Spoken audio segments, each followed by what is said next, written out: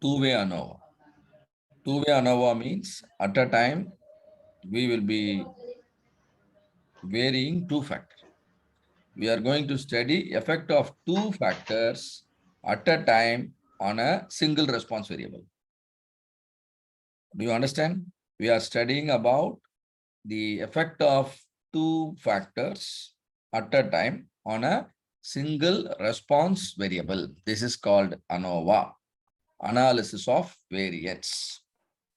Suppose I want to optimize two response factors at a time, two response factor.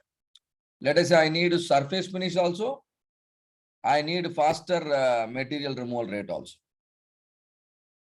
Do you understand what I'm telling? I need surface finish also.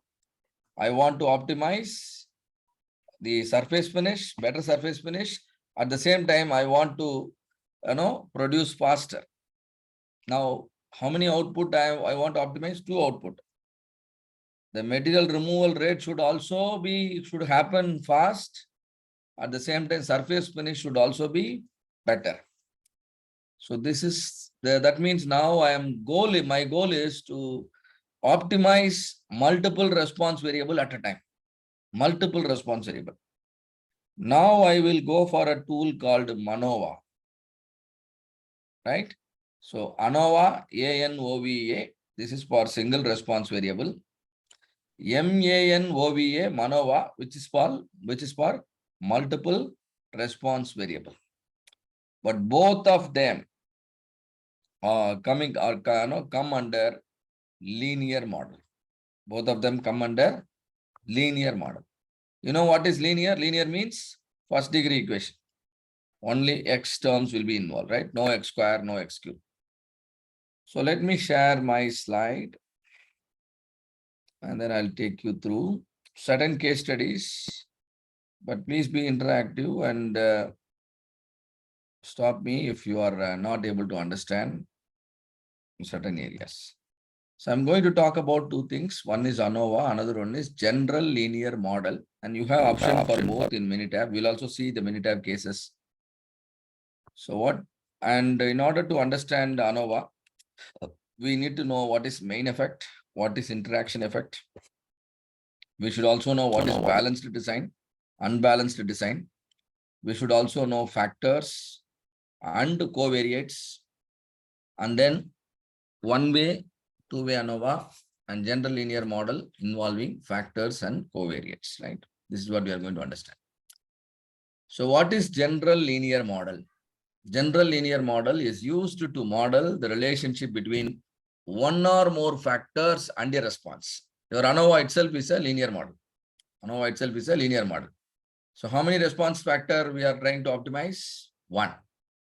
Suppose if you want to optimize multiple response factor, that is also possible. For that, we have another model called Anova, right? Like the same example, surface finish depends on the depth of cut and the feed rate. Surface finish depends on the depth of cut and the feed rate. I think all of you know what is depth of cut and what is feed rate, right? Depth of cut means the depth to which my cutting tool is penetrating into the workpiece. Feed rate means the speed with which my cutting tool is moving against the workpiece. So when the depth of cut is more, feed rate is more, obviously, it will impact the surface finish. And now you can study the surface finish impacted by the depth of cut and the feed rate using the ANOVA. However, when we call it a general linear model, it is slightly superior than your ANOVA. In the sense, it will not only include the factors, it will also include the covariates, factors as well as covariates. Covariates, as the name suggests, these are certain variables which will also have some impact on your response, but then it is not of direct interest to us. For example, if we are studying about the effectiveness of the training program. The effectiveness of the training program depends on many factors. Can you tell me certain factors that can impact the effectiveness of the training program? Effectiveness of the training program. That depends on several factors, right? Like the course material, the trainer's knowledge level, there are many The things. effective no. Yes, Yadav? Yeah. Come on, share your point. Yeah. The effectiveness of these training programs will Yeah, depends on the availability of internet connection, and the knowledge of faculties, and the presence of mind of students, and a very lot good. of things. Lot of things. All of them are Yeah. called factors. Yes. All of them are called factors. Yeah. But there are certain factors which may not be interested. For example, the room temperature. Yeah. The room temperature can increase, can decrease, and if the room is temperature is at the comfort level, then it helps the training, isn't it? It helps the learning. Yeah. Suppose that the room is very hot or very cold, that will also affect the learning. Hope all of you agree with me. Yes, sir. But I really don't worry about the room temperature. Now the room temperature is called a covariate. All of it, you Okay. understand what is the difference between factors and then covariates. Clear? Yes, sir. So can we say that, sir? So can we say that the covariance is indirectly related to the effective? It is not directly related to effectiveness of this program. Just it's only affects the variance. See, covariates means it will change. It will change as you conduct the experiment. But Okay. for some reasons, it is of no interest to me. I'm the experimenter. For some reason, it is Okay. of no interest to me. The effect may be more, effect may be less, Yeah. but still it is of less interest to me. Right now, I am not Okay. interested in controlling or studying that variable, right? So such variables are called covariate because always, so many factors involved, in any, in deciding the output of a process. Okay. So we optimize only certain input, but not certain factors, but not all factors. So all the factors that are of your the interest to you, that are of interest to you, they are called factors. But certain factors you are not interested. They are called covariates. For example, right now we are not interested in the room temperature, right? Okay. We exclude it. Whether it affects badly or it helps us in the learning, we are not concerned about it. Suppose if we conduct the training program in a hotel, do you think we will also consider that the temperature also as a factor of interest? We'll probably arrange an air conditioned room. Am I right? Okay. Yes. So, Right. yeah. Right, sir. So sometimes we leave it as covariate, sometimes we leave it as, we consider that as a factor, right? But please understand that the covariate doesn't mean it is uncontrollable. It can be controllable, but it is of Okay. no interest to me, right? And then the GLM can have a mix of crossed and random factors. I'll tell you what is crossed and random factor in the next slide. Coming here, random factor. Suppose if there are, let us say, 100 operators in your company, 100 operators, and you want to do an experiment to study whether the skill of the operator is affecting the surface finish of your product. Do you understand? The skill of the operator is affecting the surface finish of a factor. Surface finish of a product. Now the factor is operator. Now the factor is operator. Operator can be low skilled or highly skilled, or he can be moderately skilled. And now out of the 100 operator, you can choose any 3 operator. You can choose any 3 operator. If you choose it randomly, then the factor is called random factor. Then the factor is called random factor. Suppose for some reason you want to choose specifically three factors, specifically three operators, then the factors are called fixed factors. All of you, do you understand the difference between fixed factor and random factor? Yes, sir. Very good. Now, crossed factors and nested factors. What is crossed factor and nested factor?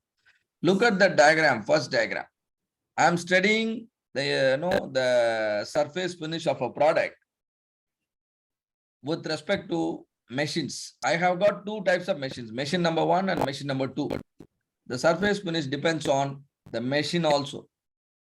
Probably machine number one may give a better surface finish. Machine number two may give a poor surface finish. I wanted to study.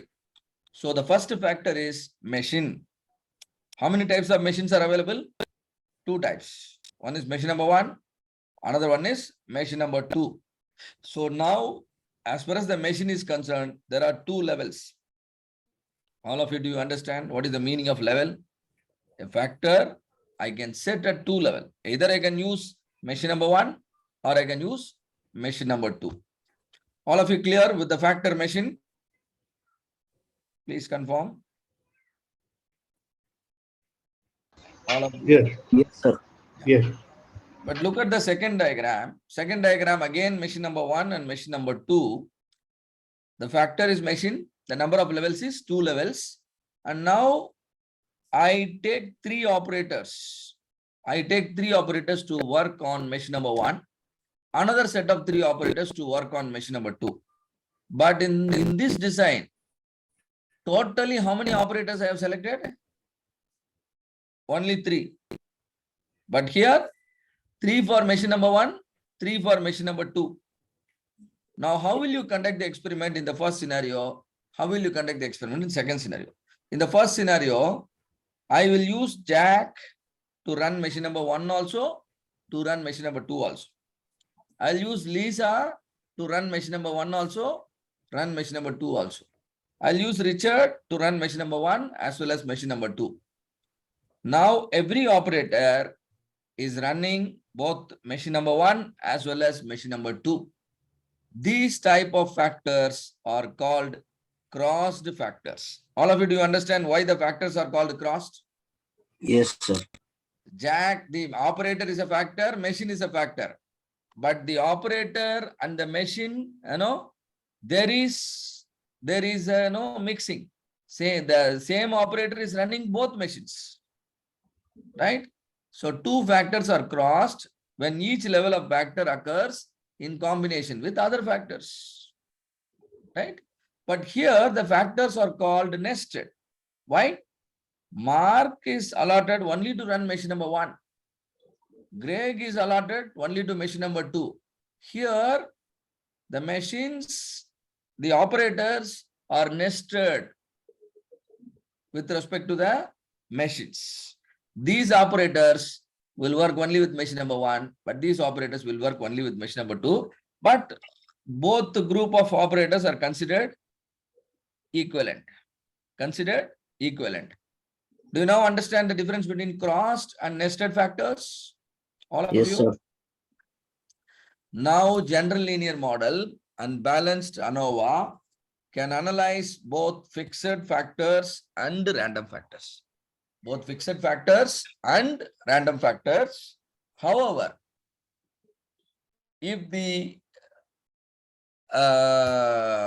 for random factors, we will be going for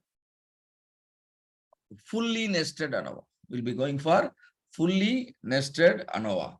So there are slight difference in the procedure is there. So these options are there in the mini tab. So that's why I'm teaching you all these things. So when we go for fully nested Anova, when the factors are random, right? Okay. So now, what is balanced design and unbalanced design? And another point to understand with respect to fully nested Anova is we go for fully nested Anova only when the design is unbalanced. So let us understand what is balanced and what is unbalanced. See, if a data set with multiple factors contains same number of observation for each factor level or combination of factor, we say the design is balanced. Say for example, look here. All of you tell me here, what do you see? You see three types of primer. Can all of you see three types of primer? Primer 1, primer 2, primer 3? Yes? Yes. Okay. So primer is a factor and there are three possibilities. Three, we call it level. Three levels are available for the primer. Now painting. Painting, there are two methods available. One is dipping, another one is spraying. So type of primer is a factor. Type of painting is another factor. And for primer, how many levels are considered here? 3 levels. Then for painting, how many levels considered? 2 levels. Now, how many combinations are possible? Can somebody tell me how many combination possible? Primer 1 and dipping, primer 1 and spraying, primer 2 and dipping, primer 2 and spraying, primer 3 and dipping, primer 3 and spraying. Now, how many combinations are possible? Come on, all of you need to respond for every question. How many combination? 6 combination. 1 with the dipping, 1 with spraying. 2. 2 with the dipping, 2 with the spraying. Another 2. 3 with the dipping, 3 with the spraying. Another 2. So totally 6 combination of the factors possible. With respect to the factors and levels, how many combinations are possible? 6 combination possible. Now for each combination, how many experiments you are doing? Can you tell me, one of you, how many experiments we are doing for each combination? How many experiments we are doing? 3. Yes, that is constant for all combination. Now the design is called balanced. All of you understand what is balanced design? For every possible combination of factors and levels, the number of experiments remains a constant. Then the design is called balanced design. All of you are with me on what is balanced design?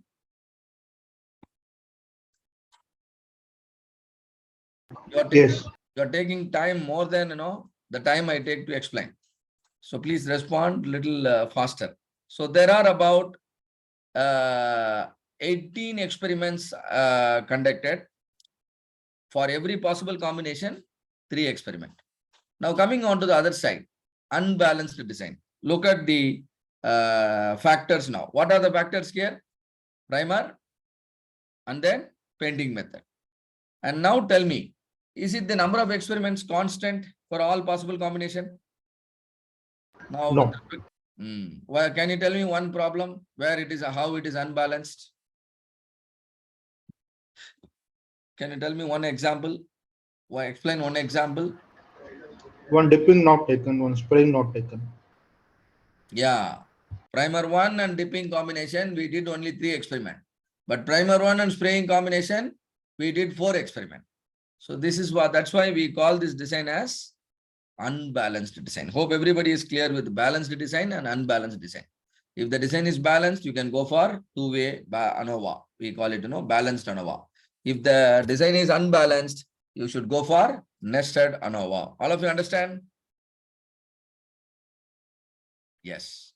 Now, regression model. First equation, y equal to ax plus b. This is simple linear model. ax1 plus bx2 plus c. This is multiple linear model. Why do I call it multiple linear model? Because there are multiple factors, 2 factors. Now this is a kind of two-way Anova. You have to do it here. And here it is one-way Anova. And here it is quadratic model. A quadratic model means it is non-linear. So if you have only x terms, it is called linear model. If you have x square and x cube, it is called non-linear model. In linear model, the slope of the line will be always constant. You remember in the morning we discussed slope m equal to tan theta or m equal to del y by del x. The slope remains always constant. Then it is linear model. If the slope is not constant, it can become quadratic, it can become cubic, or it can become some other model. If the design is unbalanced and it includes factors, includes covariates, includes crossed and nested factors. If if everything is there, then you can go for this general linear model. That's the situation. You should go for general linear model. And look here, there is one more set of equation I have written. Y1 and Y2. Y1 is surface finish. Y2 is material removal rate. But both surface finish and the material removal rate, both of them depends on the depth of cut and the feed rate of the material, right?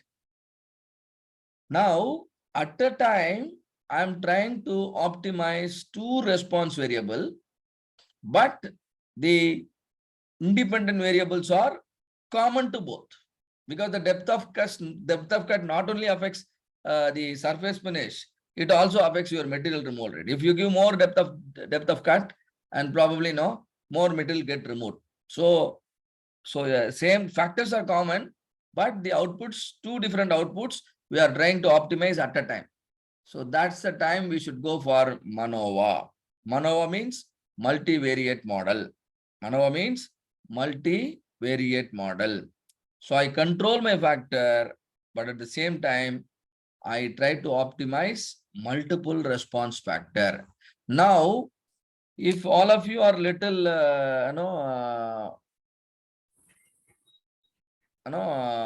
if you remember the basics about the matrices, all of you, do you know matrices?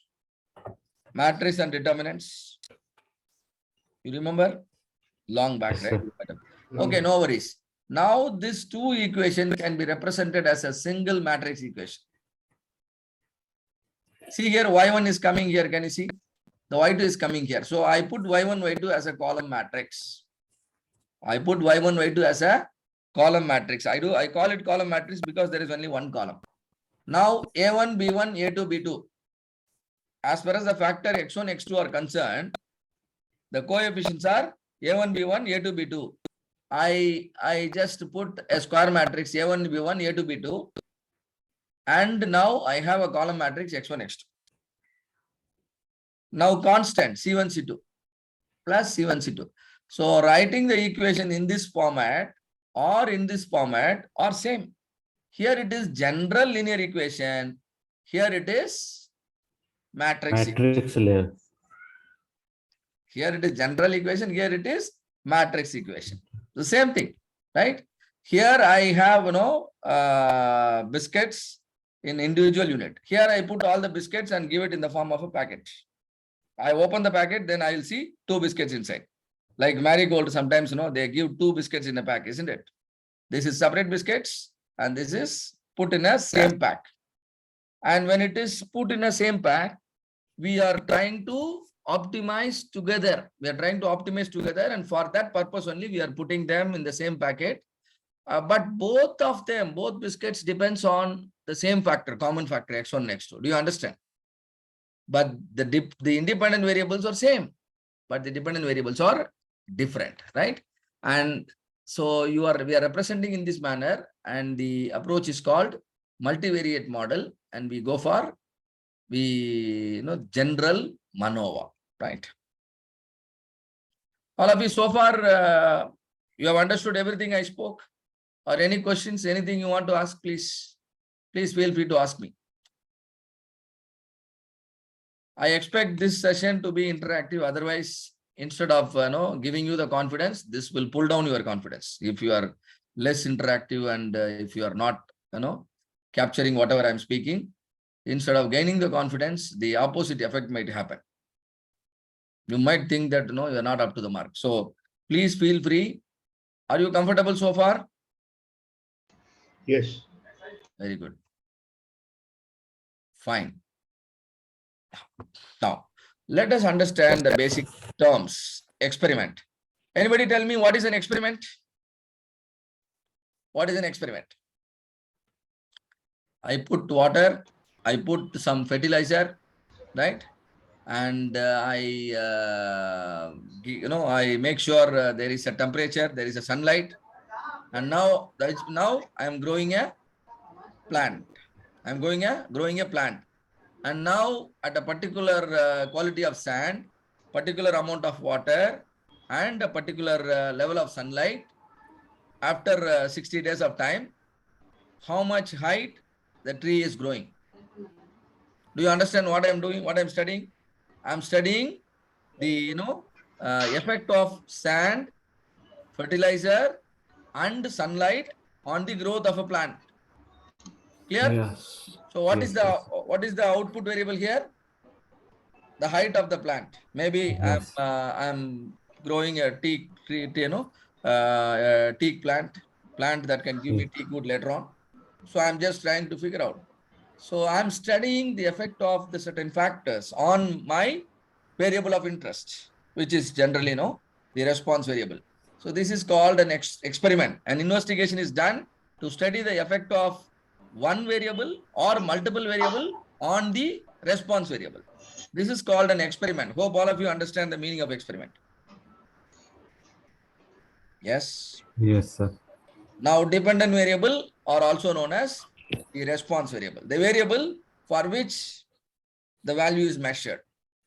The height of the plant, or it can be the strength of the material, or it can be the porosity, or it can be the weight gain, anything. And now independent variables are the factors. Now I will keep changing the values of the factor. Sand, low quality sand, and medium quality sand, and high quality sand. I have three variant. I will grow the plant with the low quality sand. I can also grow the plant with high quality sand. So it's all possible. So what I'm trying to do is I'm assigning a value, or I'm assigning a level to the factors simultaneously. So a specific level of a factor or specific combination of levels of multiple factors is known as treatment. All of you, do you understand the meaning of treatment in statistics? Yes? Yes. How much should be my X1? How much should be my X2? How much should be my X3? Pressure, temperature, humidity. I'm fixing. Now I'm studying the response. So how the chemical reaction is giving me the result under a combination of temperature, pressure, and humidity. Right? So now this combination of input factors is called treatment. Now interaction. Interaction is a factor. If a factor affects the performance of another factor, or if a factor affects the impact of another factor, then it is considered as interaction. Say for example, in cricket, all of you, do you know who is this? Sunil Gavaskar, Sunil Gavaskar. And who is this? Kapil Dev. Kapil Dev. So both of them played for India. Both of them are star player. And but when it comes to batting, so generally Gavaskar opens the innings for India, and Kapil Dev comes after 4 or 5 wickets down, isn't it? He comes in the 6th position or 7th position. But Kapil Dev can also hit balls. Gavaskar can also hit balls. But why they are not allowed to open the innings together? Anybody can tell me the reason? I mean, both are star player to balance the entire team. So, he should come in 4th or 5th down so that initially the runs are scored and we have a balanced score coming on the scoreboard. Correct.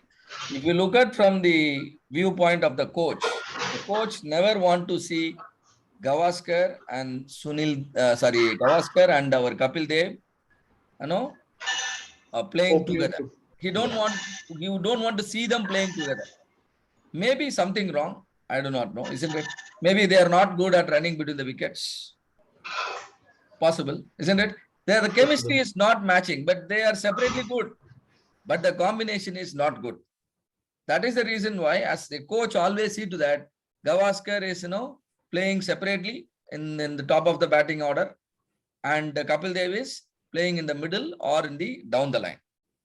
The idea is, if you put them together, and definitely one will lose the wicket. Clear? So that means the presence of a factor influence the performance of the another factor. Let's say you have to give a presentation. You have to give a presentation and you are giving the presentation. And in the first row, the company's chairman is also coming and sitting all of a sudden. And now do you think that the situation will become tougher for you? Yes.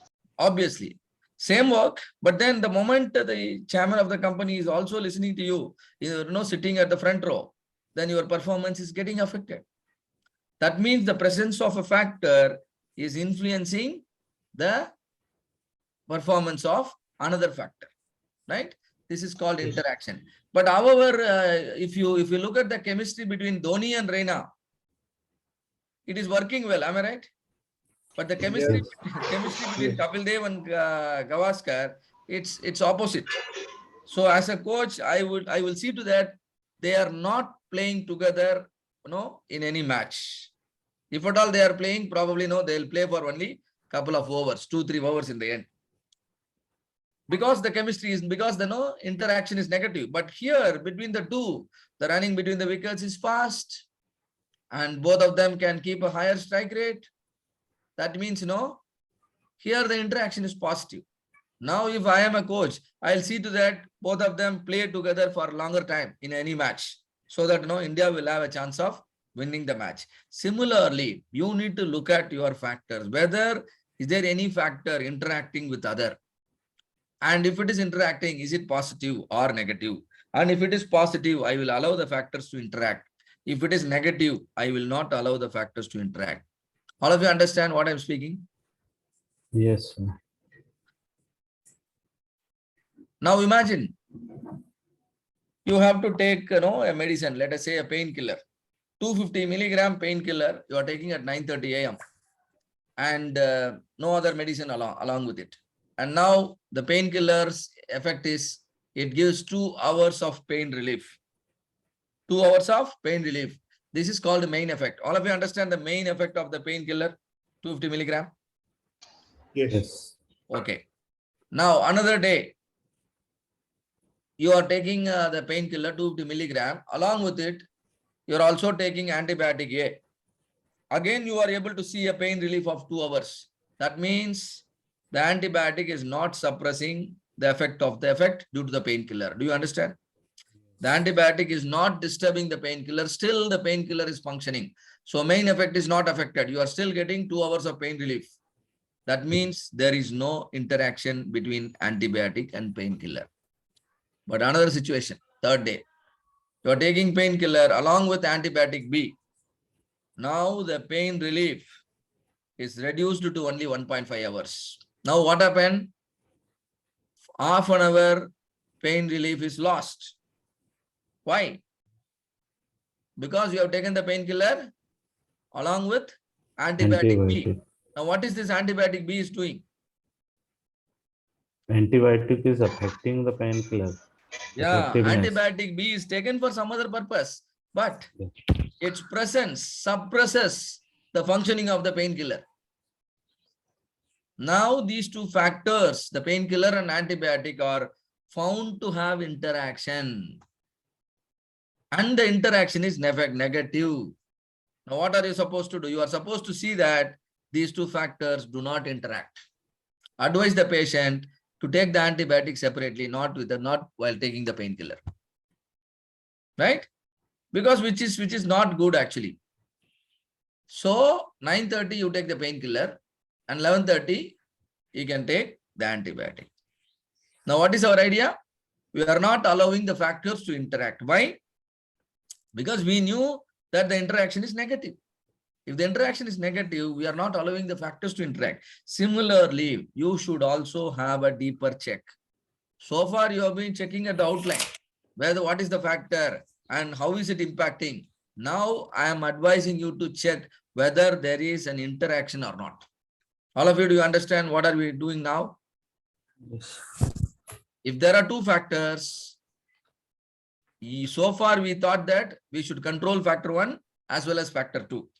Now I am telling you, don't just stop by controlling factor 1 and 2. Proceed and control interaction also. Though there are two factors, there are three effects. Can you understand? Though there are only two factors, but there are three effects. What is the third effect? Interaction. If it is positive, allow it. If it is negative, don't allow it. Then only you will be able to achieve the best result out of any process. Hope it is very clear to all of you, right? Yes. Now, in Anova, what are we doing in Anova? Is it Anova is a test of average or test of proportion? Anova is, Test of average, sir. very good. Anova is a test of average. If we test proportion, that we use chi-chart, chi-test, sorry. Which chi-test? Yeah, if it is Sorry, proportion, sorry. we use chi-square test. Chi-test. Very good. But in Anova, though we are checking whether there is a difference in the average. So we are checking whether there is a difference in the average. We are using the statistics called variance. We are using a statistics called variance to understand whether the difference is significant. Whether the difference is significant, right? So, see, in G-test, we used a distribution called Z distribution, the normal distribution. Used a distribution called normal distribution. And in T-test, we used a distribution called T distribution. But now, we are going to study how the variance will increase or decrease. So far, how the average will increase or decrease. The average will stay at the center. Am I right? That's what the normal distribution is. Average will be at the center.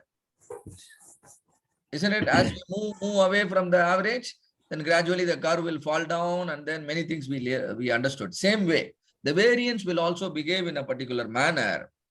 And for the variance, like how for the mean we calculated G-score, for the variance, we will calculate an F-score. We'll calculate an F-score to understand whether the difference in the average is significant or not. See here, look at the formula for F-score. What is written here in the formula for F-score? Can one of you read it out? F equal to? I'll explain. You just read out the formula. The variance between groups and variance within the groups. Very good. Variance between the groups divided by variance within the groups. This is called F-score. Now look at the first scenario. I have three distribution, a black color distribution, a green color distribution, and the red color distribution. It can be three operators, or it can be three machines, or it can be three suppliers. It can be anything. Yes. Let us say three machines. The strength of the material produced by the machines is very important to me. The strength of the material. The first machine, what is the average strength it gives? Approximately 3. 2. Yeah, 2.5. Yes. Okay, let us take it 2.5, right? This is 2.5. Now, what is the average strength the machine, green color machine gives? Near about 4.1 or 1 or 2. Okay, 4.2. This is 2.5.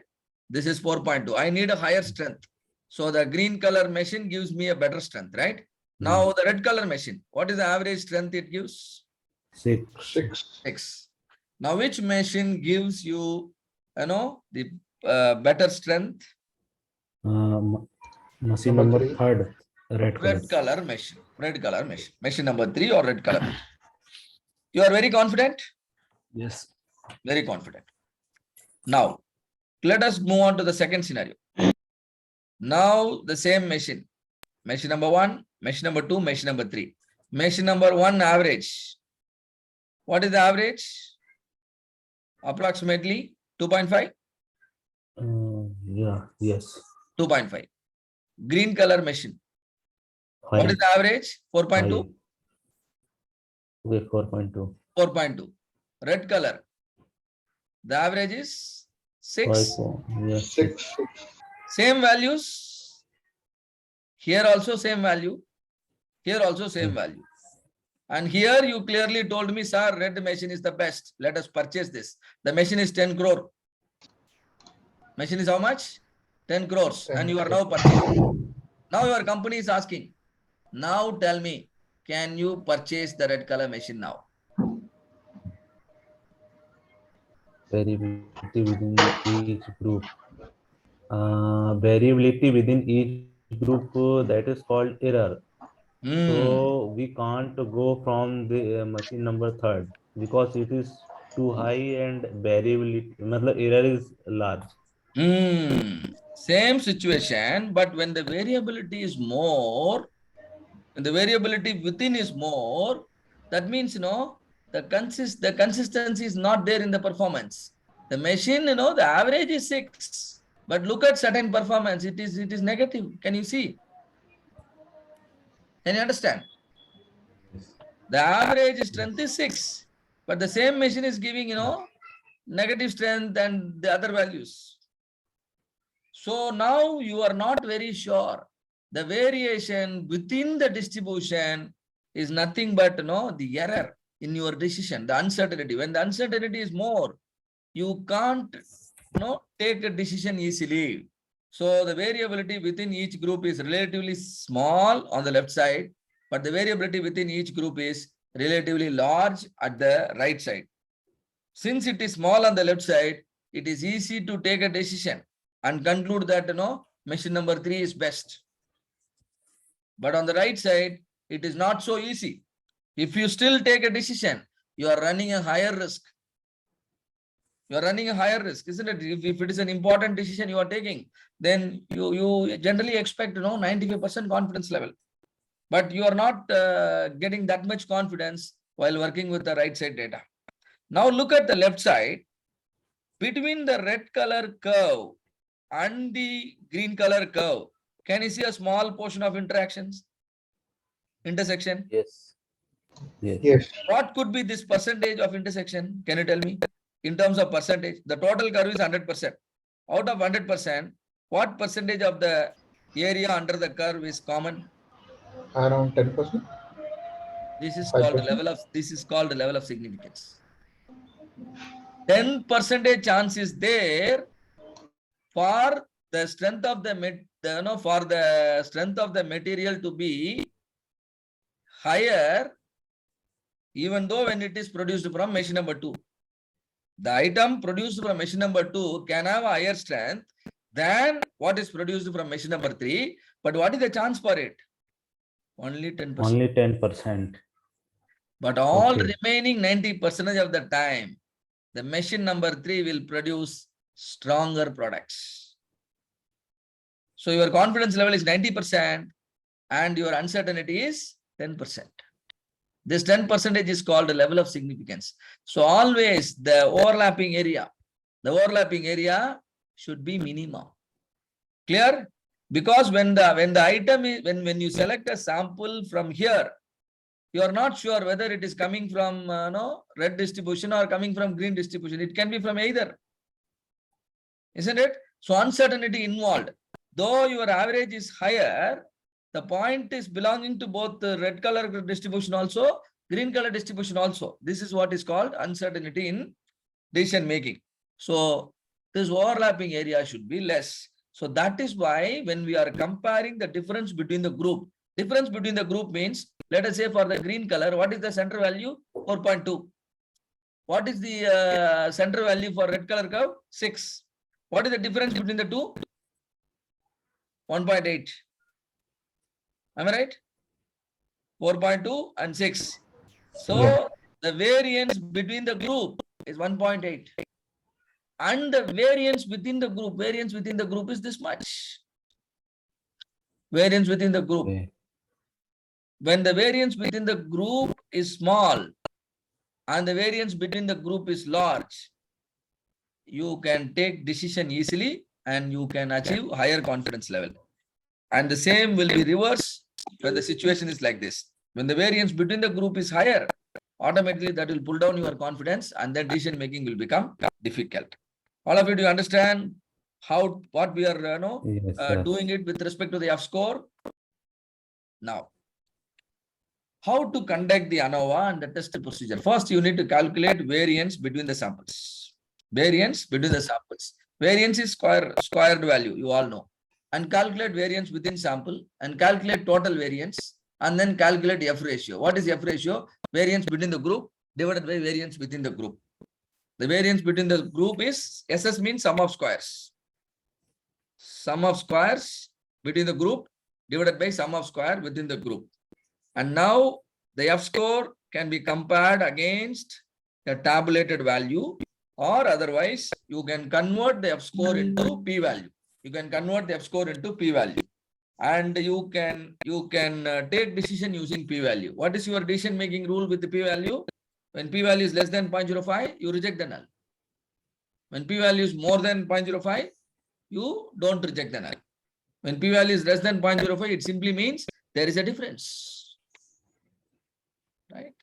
So now, this is the problem probably you might have discussed. Have you discussed this problem? Two vendors, vendor A and vendor B.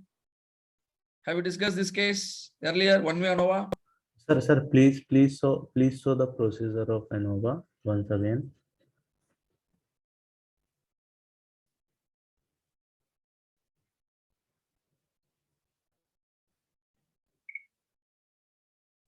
Okay. Okay, Okay, right. sir. So now, it is a financial service organization. It has outsourced their back office with the 3 vendors. And the company expects a vendor with a lower transaction time. Company expects a vendor with a lower transaction time. And now the contract is pending for renewal. Within another 1 month, the contract must be renewed. And your company wanted to work with only one of the vendor. Your company wanted to work with only one of the vendor. That means you are going to cancel the contract with one vendor and renew the contract with the other one. Right? Out of the 3, only one you are going to select. And now you are the CEO. Now tell me, if you have 3 vendors and you have to select only one vendor out of the 3, how will you take a decision? Can you please throw some light, all of you? If you are in such a responsible position, can you simply do a small, a ballot sheet with vendor A, vendor B, vendor C in a box, and then can you pick up and then renew the contract, or how will you do it? Do you want to take a decision randomly, or do you want to take decision based on the performance? Come on. Based on performance, based on analysis. Here the performance criteria is transaction time. Transaction time is continuous data. And you have 3 vendors, vendor A, vendor B, vendor C. So the input factor is discrete, only 3 possibility. Now, whichever vendor is having a lower transaction time, you can consider renewing the contract. Then the remaining 2 can be disconnected. All of you understand? Now, in order to get the achieve the confidence level and power of test, you will be relying on data. Maybe data over a 3 months time. So 3 months performance, do you think it is good enough to take the decision? Yes. Yes or no? Very good. So 3 months, number all the transactions that happened in 3 months, the data is collected. 120 transaction time for vendor A, 120 transaction time for vendor B, and 120 transactions for vendor C. So totally how many transactions I am considering? 360. How many? 360 transaction, 120 for each vendor. So now look at the degree of freedom, total degree of freedom, n minus 1. Total is 360, no? Yeah. 360 minus 1, 359. Now, 120 transaction, you please add all the 120. That is the total transaction time consumed by vendor A. Look at how much. How much time? Vendor A's transaction time? 685. 685 minutes or something. Even for vendor B, it is 731. For vendor C, it is 713. Now tell me which vendor is, having a lesser transaction time? Vendor One. T1. Vendor A. A. A. So it Okay. looks like vendor A is performing better. and vendor B and C, agreement should be cancelled. Yes. But if your decision goes wrong, you are now playing with the life of two vendors, isn't it? Yes. So you have to be very careful whether these numbers are really significantly different to the extent that you can cancel the contract of B and C. If it is not significant, you simply, cancel them. Probably, no. That could be one of the worst decision of your career. So definitely, no. The vendor A might perform badly after renewing the contract. Do you understand what I'm telling? After you disconnect the contract, what if vendor A also performs like B and C? You understand my point? Yeah. Yeah. Now 3 months you have studied and now you have cancelled B and C. But after you cancelled the contract with B and C, the A's performance started deteriorating. Now your company is against the decision you have taken. Now the company is spotting you for everything. So you don't want to run such risk. You wanted to be very correct with your decision. So this is the situation. You must consider doing the hypothesis testing. Clear? And this hypothesis testing is actually Anova. Because our data is continuous. There are 3 groups at a time we are checking. So total 1 you calculated, total 2 you calculated, total 3 you calculated. Can you also calculate grand total? Total. What is grand total? Total 1 plus total 2 plus total 3. 3. Now you need to calculate something called correction factor. Correction factor, look at the formula. Grand total square divided by N1 plus N2 plus N3. N1 means the number of transaction, 120, 120, 120. So N1 plus N2 plus N3 is how much? 360. All of you are with me? Yeah. Yeah. Yes, sir. See, you don't have to really do the manual calculation, but I'm only explaining so that you understand. And this is how Minita will be doing. So N1 plus N2 plus N3 is 360. GT square means the grand total square. Now correction factor is obtained. Now total sum of square. See here this number 706. How this number is coming? Total sum of square. Squared sum minus correction factor. Squared sum is available here. 1, 2, 3. Square this, minus correction factor, you get total sum of square. Now, sum of squares for the vendor. Sum of squares for the vendor. This is 8.9. How is this coming? T1 square divided by N1. What is N1? Number. 20. Plus T2 square divided by N2. T3 square divided by N2 minus correction factor. That is 8.9. Now you have 706 here, 8.9 here. Sum of squares for the vendor is 8.9. Sum of squares for the total is 706. The difference is called error sum of square. So how much is the error? Look at the error. Error is too high. Can you see? 697. Now degree of freedom for the vendor is 2. Why degree of freedom for the vendor is 2? Because there are only 3 vendors, n minus 1. Clear? Now total degree of freedom is 359 because the total data is 360. The difference between total and vendor is the error degree of freedom. All of you understand how this second column is filled? Come on, please confirm. Sir, please explain again. DF only. Degree of freedom, there are 3 vendors. 3 minus 1 is 2. 2. Total degree of freedom. Totally there are 360 data. So Okay. 360 minus 1 is 359.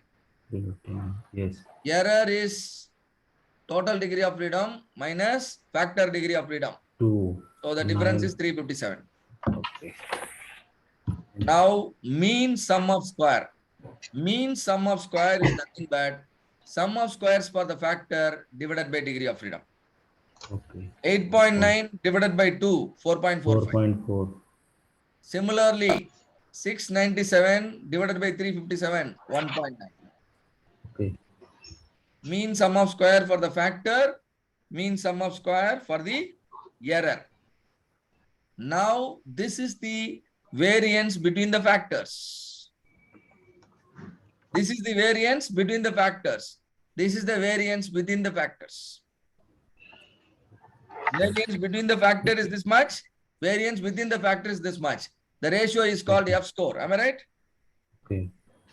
F score is how much? 2.28. 2.2. Now, for a 5% level of significance, actually there is a table. You can check that table also little later. The table is F distribution for 5% level of significance, and you can find out the F score, and you can compare this calculated value 2.28 compared against table value. If the 2.28 is more than table value, you can reject the null. If 2.28 is less than table value, you should not reject the null. Alternate method is this F score can be converted into P value. This F score can be converted into P value, which is actually converted. Now, the P value is how much? 0.10. 0.10. What is the reference value we use to take decision? 0.05. Now, this P value of 0.10, is it less than 0.05 or more than 0.05? More than 0.05. More than 0.05. So, don't reject the null. Fail to reject, that means Fail to reject the null. That means don't reject the null. Yeah. What is your null? All the three vendors transaction time are equal. Now, as a responsible CEO, you should not cancel the contract of vendor B and C. According to the data you have, the difference is not significant. There is a difference, but it is not significant. Okay. There is a difference, but it is not significant. I will preferably renew the contract for all the three vendors. I'll give them, another 6 months time. I will take some more time so that I can, I can have more data and then take a decision, but not now. According to the data I have in the hand, the difference is insignificant. That is the meaning. All of you understand? All of you, do you understand how we did? Yes, sir. Yes, sir. Now let us do Yes. the same testing in Anova. Now manually I have explained, unnecessarily. Yes. There were a lot of calculation involved, but you really don't have to struggle. Let me get the file, transaction time. Yes. Let me show the same data file.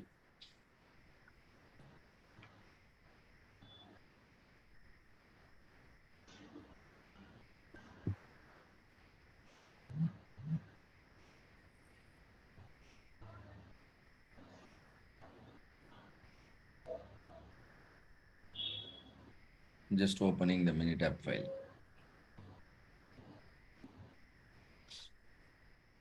To open. Now let me share so that you can actually have a look at the data. Share. Please confirm if you can see the Minitab file. Yes, sir. Yes, sir. Okay. Vendor A, vendor B, vendor C, and 120 data. You can see 120 data. Now all that I need to do is I must conduct Anova. You all know. I hope all of you know why it is Anova, because data is continuous and there are three groups we are comparing. So how should I conduct? Yes, Go to sir. that. Go to Anova. Can you see one-way Anova? One-way Anova. Response are in one column. No, response are in three columns. So I'll go with the separate column. Now where is the response? Vendor A, vendor B, vendor C. All the three I'm selecting. Now option. Assume equal variance. In order to conduct Anova, the requirement is variance must be equal. If you want, you can check the variance. The test is called a Bartlett test, right? And now confidence level. How much is test, the sir? Which test? Bartlett test? We'll do that test also right now, right? So confidence level is 95%. Now two-sided. Two-sided means if the average is different, I will just know both sides is significant to me. Now I give okay. Again, I give okay. Now all the calculation, whatever I have explained or performed, you can see all the scores here. See here. Null hypothesis. What is the null hypothesis? Can one of you read? All means are equal. All are All equal. means are equal. Alternate hypothesis. One of the mean is different. Yes. Whichever is having the lower value, I want to renew the contract. That is my thing. Significance level 0.05. That means confidence level is 95%. Equal variance was assumed. That is the assumption.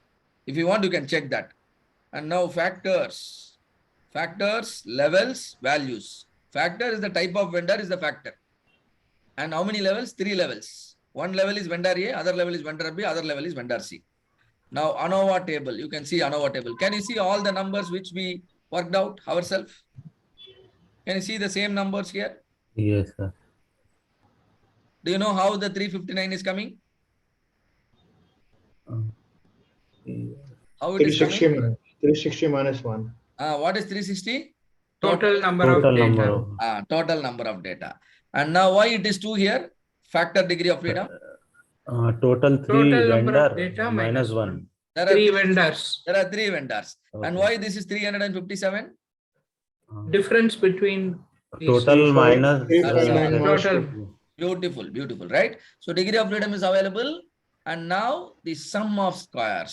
Sum of squares. For the method I have explained. And that steps are not here. Right? But sum of square available. And then you have mean sum of square. Mean sum of square means sum of square divided by 2. degree of freedom. Yes. 8.9 by 2, 4.4. 697 by 357, 1.9. And now this ratio, 4.4 divided by 1.9, will give you 2.28. Will give you 2.28. And now the corresponding p-value. P-value is how much? 10%. But generally, what is the permissible risk allowed? 5% only allowed. 5% means Yes. 0.05. And since p-value is more than 0.05, fail to reject the null. Though there is a difference in the data, I am not going to consider that as a significant difference. I am not going to take any decision. All of you understand? Yeah. A model summary is available and everything is available. Look at the mean of vendor A. What is the mean transaction time of vendor A? 5.714. But 5.7 and vendor B 6.09, vendor C 5.9. The 0.2 minutes or 0.3 minutes is not sufficient for me to conclude that vendor A performance is better. Okay. You understand? Why do I say this 0.2 minutes or 0.3 minutes is not sufficient? Considering the variance within the data. Look at the variance within the data. Right? Yes. Sometimes, look at the row number 2. Row number 2, who is better?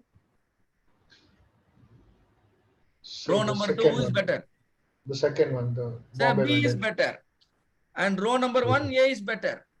I want 95% confidence. 95% confidence means out of 20 rows, at least 19 rows, A should be better.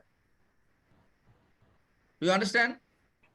Yes. Yeah. But here, more than 5% of the time, a vendor other than A is better. All of you understand what I am Yes. speaking? Okay. Yeah. So I don't want to take risk. People might think, unnecessarily I am favoring vendor A. Because vendor A is not consistently better. I will conclude that vendor A is consistently better. At least 95% of the time he should be better. Then only I will say he is better. But it is not 95%. It is only 90% only he is better. So my level of significance is not permitting me to take a decision right now. Do you understand? Yes. For the same Yes. situation, I can favor vendor A if the level of significance is 10%. Do you understand? If the level of significance is 10%, My requirement is confidence level of 90%. And look at my p-value. P-value is exactly 10. It should be actually less than 10%.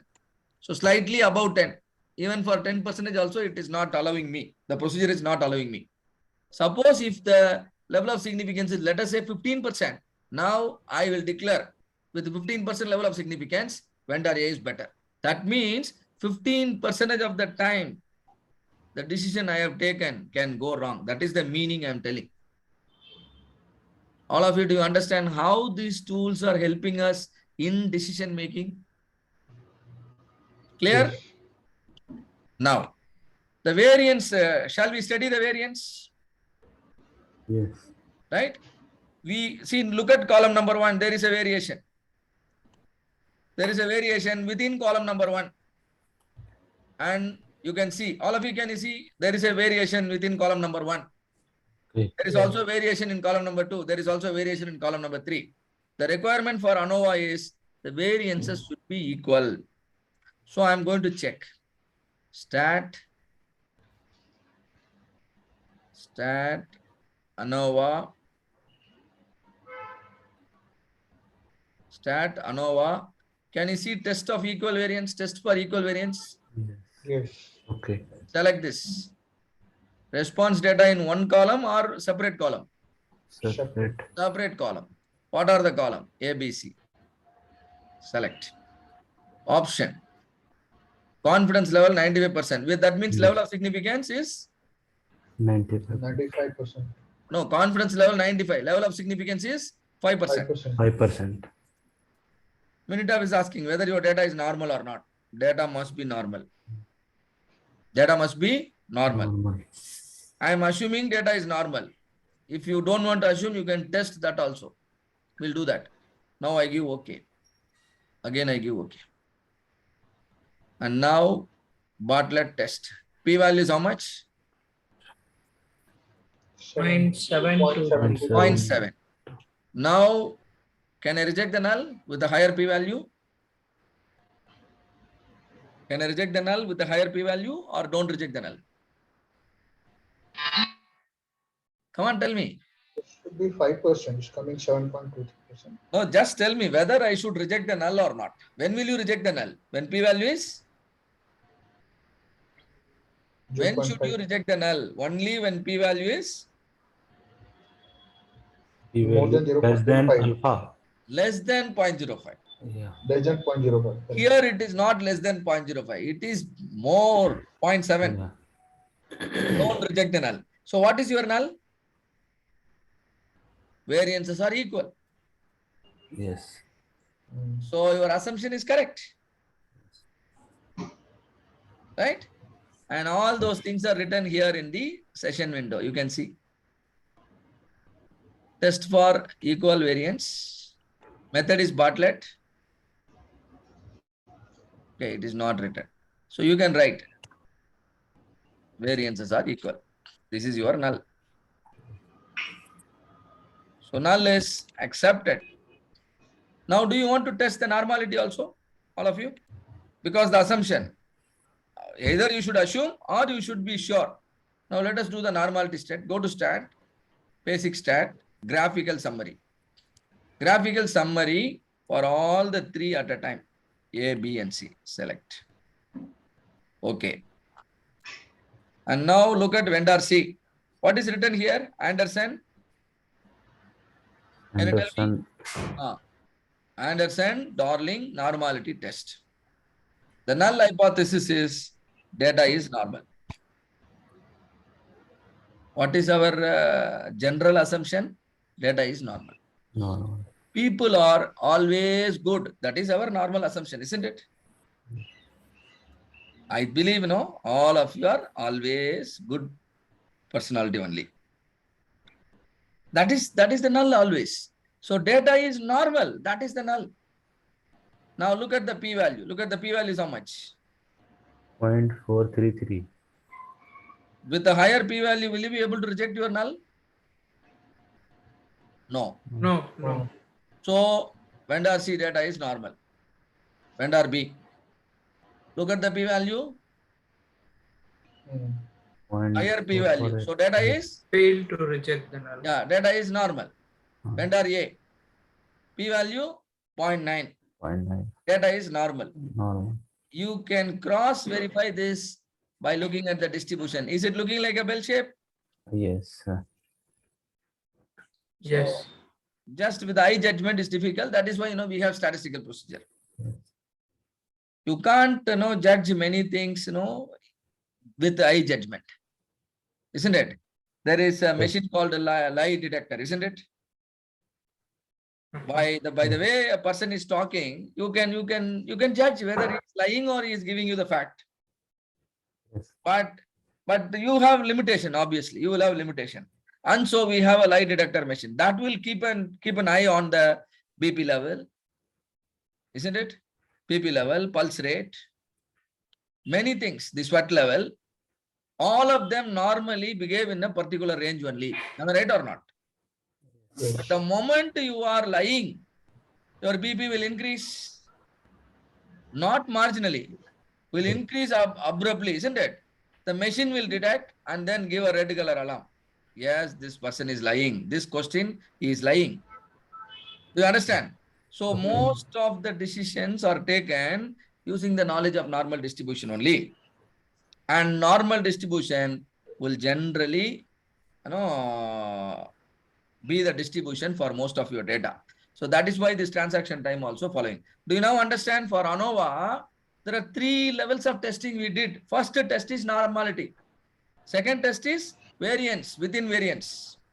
Third test is Anova. For performing Anova, 2 prior tests are mandatory. What are those tests? Test of equal variance and test of And normality. normality. The test of equal variance is called Bartlett test. Bartlett test. All of you understand what is happening in Anova? The simplest form of Anova we have discussed right now. What is this format? Simplest form. Why it is simplest? There is only one factor considered. It is called one-way Anova. Shall we proceed? Yes, sir. Yes, sir.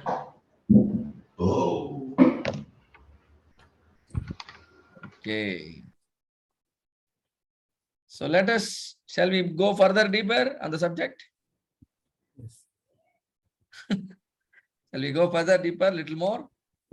Yes. Yes, sir. Yes. Right? But you can always go through the recording multiple times. So that the sequence of the testing is written here. Normality, variance, and then the, what you call the Anova finally, right? And ultimately, as a responsible CEO, I'm not going to cancel the contract. I will continue with the same situation for another 6 months and take a decision later on. Similarly, whenever you want to promote your team member, there are 3 team members, you wanted to promote one, and then, it may hurt the remaining 2, right? You have to do very, very carefully. And all those situations, you can actually conduct. So now 2-factor Anova. Now hereafter, don't worry about the calculations because I have explained the calculations, and let us leave the calculation part to Minitab or ArcGIS template, right? That will take care. Now there is an aircraft component on which, you are doing, some painting. Now in order to paint the aircraft component, you first do priming and then you go for the painting. Primer, there are 3 options available. Primer 1, primer 2, primer 3. And painting, there are 2 methods available. One is dipping, another one is spraying.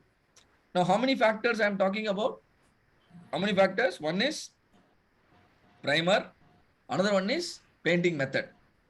So, totally how many factors? 2. 2 factors. So, the Anova is going to be called two-way Anova. Anova is going to be called two-way Anova.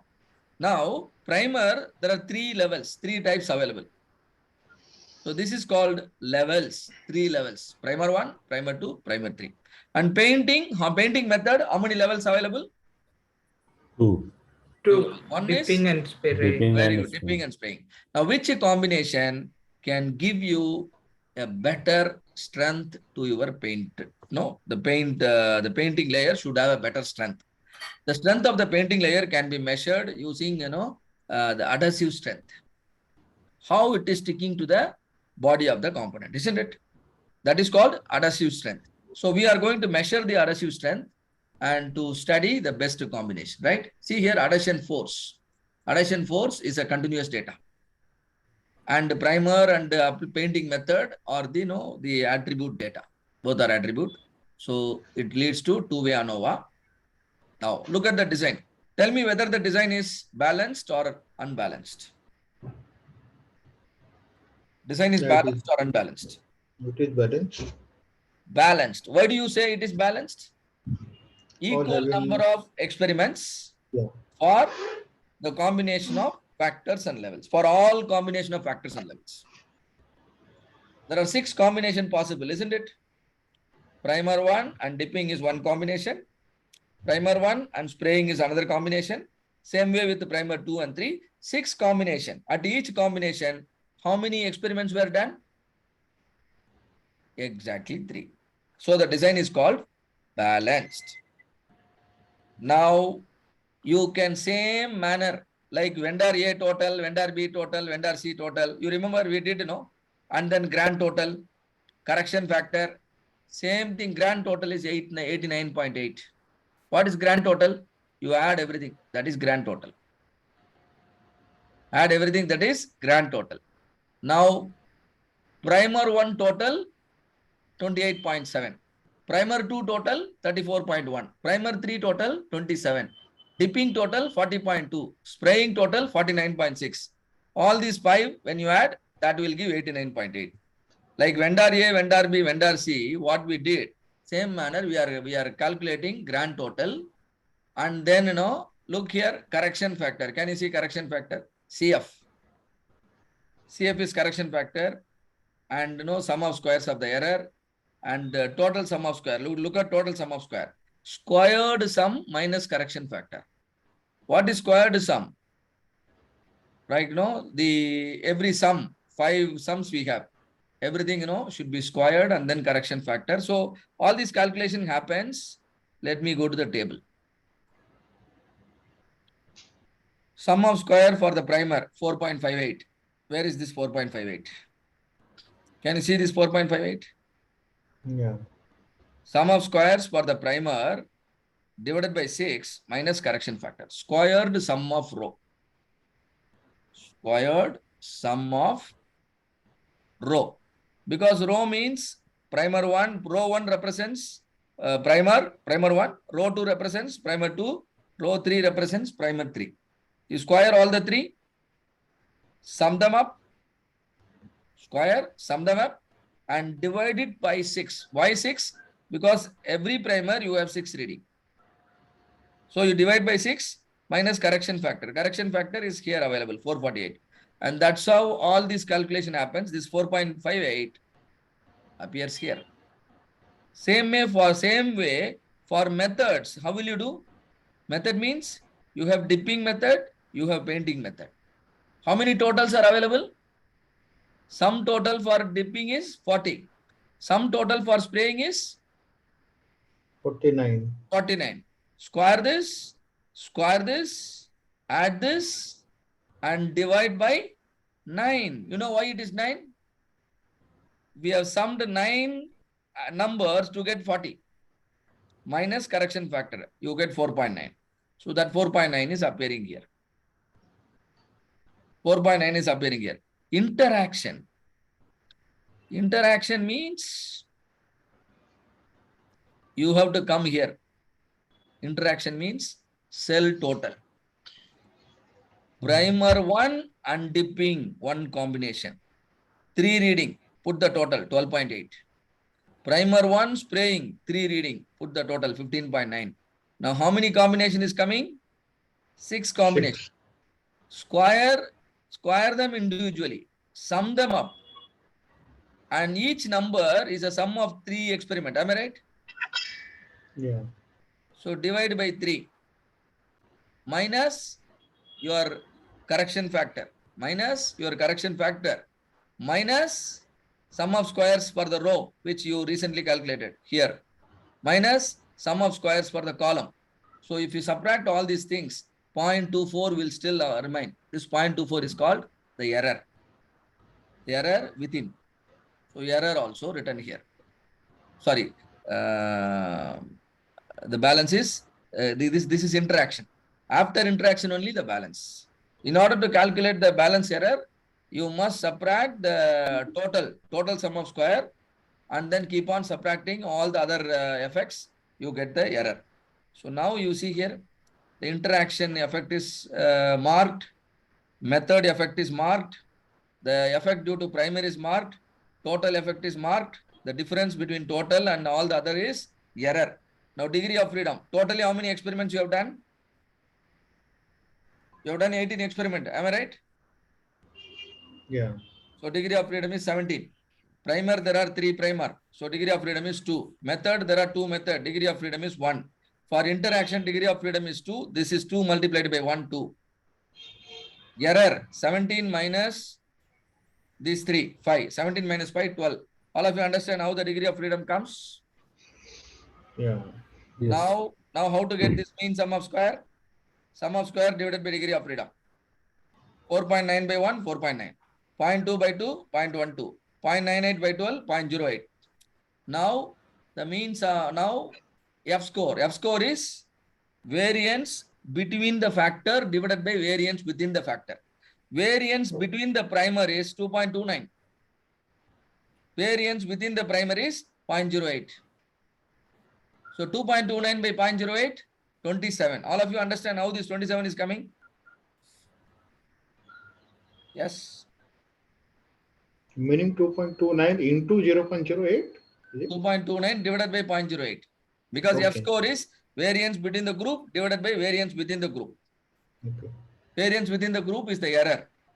So 4.9 by 0.08, 59. 0.12 by 0.08, this thing. Look here, for the interaction alone, the difference between the group is very small, and so that becomes insignificant. Can you notice that? P-value, that is, you know, making your P-value increase. Can you see that? But in all the other cases, P-value is low. That means there is a significant impact the primer has got. There is a significant impact the painting method has got.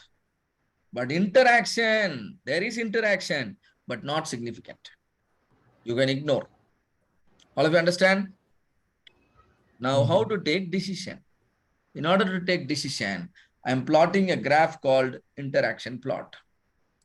In x-axis, primers are taken, primer 1, primer 2, primer 3. In y-axis, the adhesion strength is taken, and blue color is chosen for dipping, and red color is chosen for spraying. When I use primer 1 and the spraying method, what is the adhesion force?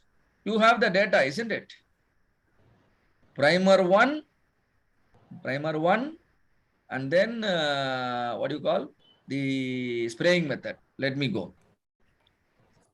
Primer 1, spraying method. Primer 1, spraying method. How many readings you have? 3. Take the average. Take the average, right? The average of the 3 is approximately how much?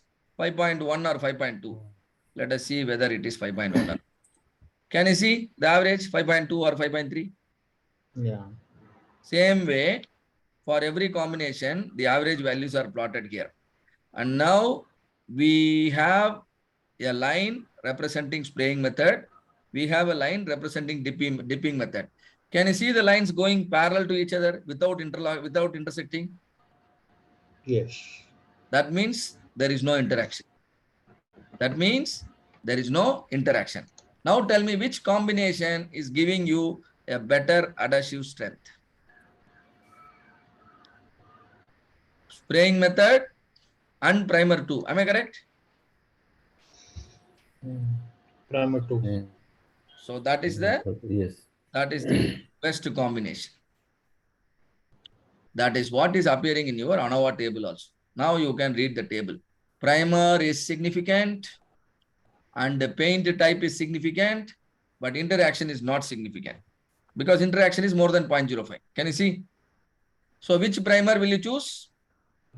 Primer 2. Which painting method will you choose? Spray. Spraying. How do you know? How do you know? By referring to the data. Yes. But whether I should refer the data, whether I should believe the data, the p-value is answering me. Clear? Hmm. Now this decision comes with 95% confidence, like ISI mark, isn't it? So that's your decision also comes with 95% confidence. All of you understand what is ANOVA? So you have few more things to understand. Probably, we will explain you more once you are ready with whatever you have learned so far, right? So these are few more examples which probably you can discuss little later. See, sometimes instead of going to ANOVA, see, so far, we have gone to the ANOVA method and it is balanced method. But look at the way I have gone. Stat, ANOVA, and then general linear model. Stat, ANOVA, and then general linear. Because ANOVA is also a kind of general linear model. But the moment your design becomes unbalanced, you have to go for nested. You see here, you have to go for nested. So let me quickly show a case. This is a case of a chemical product to kill mosquitoes. Chemical product to kill mosquitoes. So they put 400 mosquitoes in a glass bottle and then apply the product. And after 4 hours, how many mosquitoes are still surviving? That tells the effectiveness of the product. So how many type of products we have? 4 companies, 4 brand. And within the brand, there could be 2-3 products. So I'll show you the data. And now the design is little imbalanced. Design is not balanced. So we go for the general linear model, and particularly we go for the nesting. So this is the result. This is the result, and everything is like ANOVA only. Only thing is, we should know that when the design is unbalanced, we should go for fully nested ANOVA. We should go for fully nested ANOVA, or in general, you can call it as the general linear model. And you can see the p value is significant with respect to the company, and then the thing. So let me show you that data also.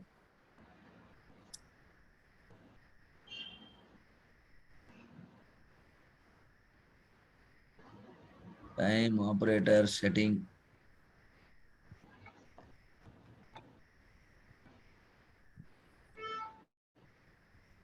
Yeah, can you see here? Yes. What do you see here? Number of mosquito, right?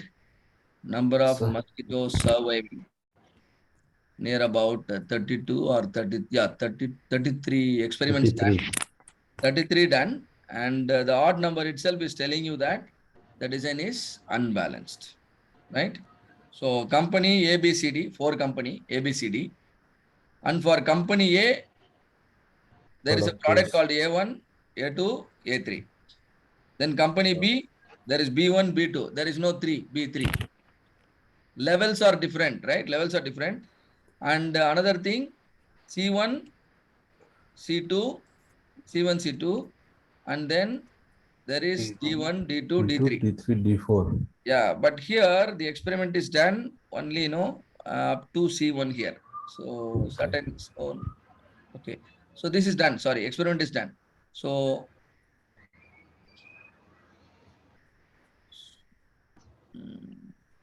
okay.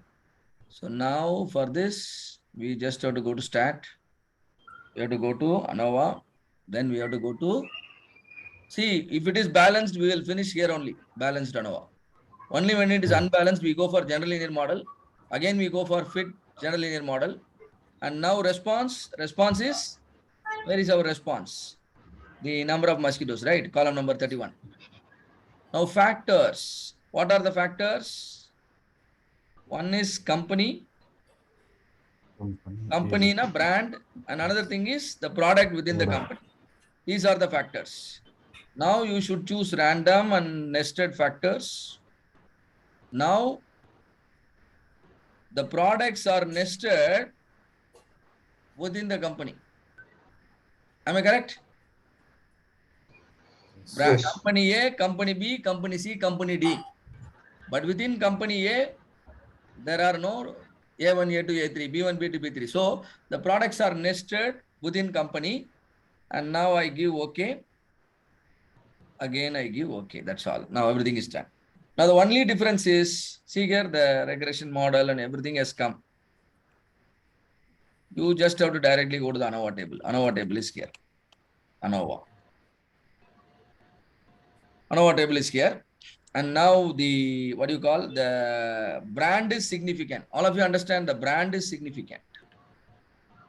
The brand is significant and the product within the brand is also significant. Do you notice? After conducting the experiments, what do we understand is the brand is significant. Do you want more mosquitoes to survive after 4 hours, or do you want less mosquitoes to survive after 4 hours? Less mosquito. Less, sir. Now let us go to the data.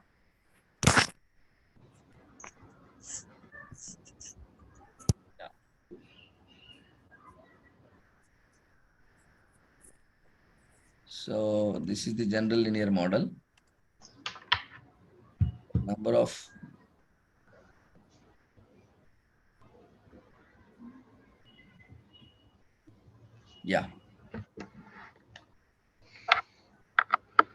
company A, B, and C. That is coefficient.